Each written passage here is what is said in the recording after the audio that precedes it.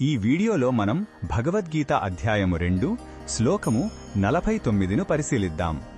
ఇక్కడ శ్రీకృష్ణుడు అర్జునుడికి కర్మయోగాన్ని వివరిస్తూ ఫలాపేక్షతో చేసే పనుల కన్నా జ్ఞానయుక్తమైన కర్మ ఎంత గొప్పదో తెలియజేస్తున్నాడు. మొదటగా ఈ పవిత్ర శ్లోకాన్ని భక్తితో విందాం.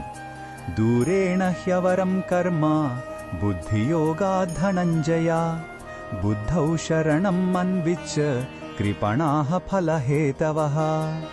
ఈ శ్లోకం అర్థమేమిటంటే, ఓ ధనంజయ, సమత్వ బుద్ధితో చేసే కర్మయోగంతో పోలిస్తే కేవలం ఫలాలను ఆశించి చేసే కర్మ చాలా తక్కువ స్థాయిది. అందువల్ల నీవు ఆ సమబుద్ధిలోనే శరణు పొందు. ఎందుకంటే కేవలం కర్మఫలాల కోసం ఆశపడేవారు చాలా ధీరులు లేదా పిసినారులు. తన దగ్గర ఉన్న సంపదను సరిగ్గా ఉపయోగించుకోని వాడిని పిసినారి అన్నట్లు, అమూల్యమైన మనుష్య జన్మను పొంది కూడా దానిని మోక్ష సాధనకు ఉపయోగించకుండా కేవలం తాత్కాలిక ఫలితాల కోసం ప్రాకులాడేవారిని శ్రీకృష్ణుడు దీనులు అని సంబోధిస్తున్నాడు.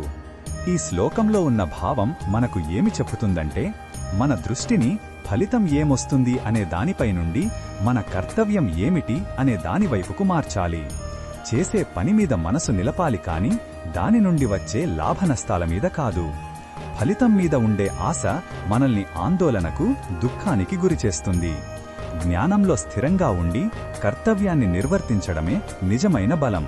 అదే మనకు శాంతిని ఇస్తుంది.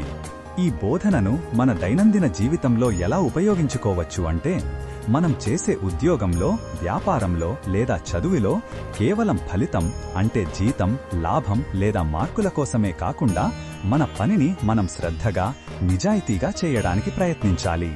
ఫలితాన్ని ఈశ్వరునికి వదిలేసి మన బాధ్యతను మనం సక్రమంగా నిర్వర్తించినప్పుడు అనవసరమైన ఒత్తిడి, ఆందోళన మన నుండి దూరమవుతాయి. మరిన్ని భగవద్గీత శ్లోకాల అర్థాన్ని తెలుసుకోవాలంటే మా తదుపరి వీడియోలను తప్పకుండా చూడండి.